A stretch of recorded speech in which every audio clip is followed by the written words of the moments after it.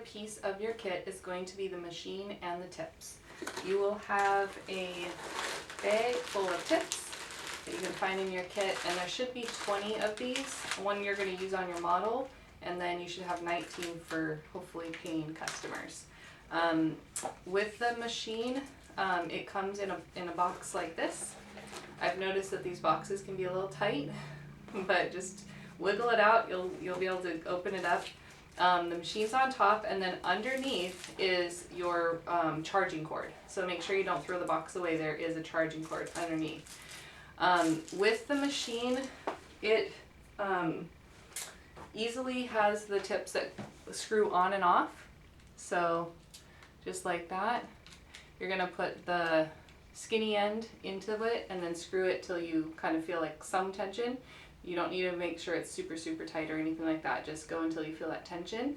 And then another important part of the machine is the little indicator arrow right there.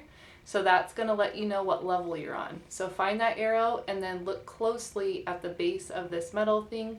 There's little numbers going from 0 to 0.5, 1, 1.5, and then up to 2. So that is really important for how deep you're going to go. And then with turning it on, it is remote, or like wireless. So as long as it's charged, make sure it's charged before you have clients, but I think it usually comes charged in the kit.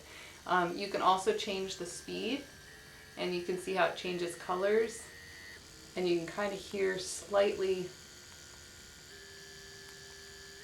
a different sound as it gets a little faster. So even though I love the one that's pink on there, generally I just use that first color, which is blue. So the blue is like my go-to setting, and that's just because it's the slowest and it's just gives you more control, because you can go faster or slower with how you move the pen on the skin. So if you want more pulses per square inch, you're going to just go slower, and if you're trying to do less pulses, you'll go a little faster. So that rather than changing the actual speed of the machine, I usually just change it by the speed of my application. To turn it on, you do have to hold that button for a few seconds, and then same thing to turn it off. You're going to hold it down and just wait for it to stop. So that's how you turn it on and off.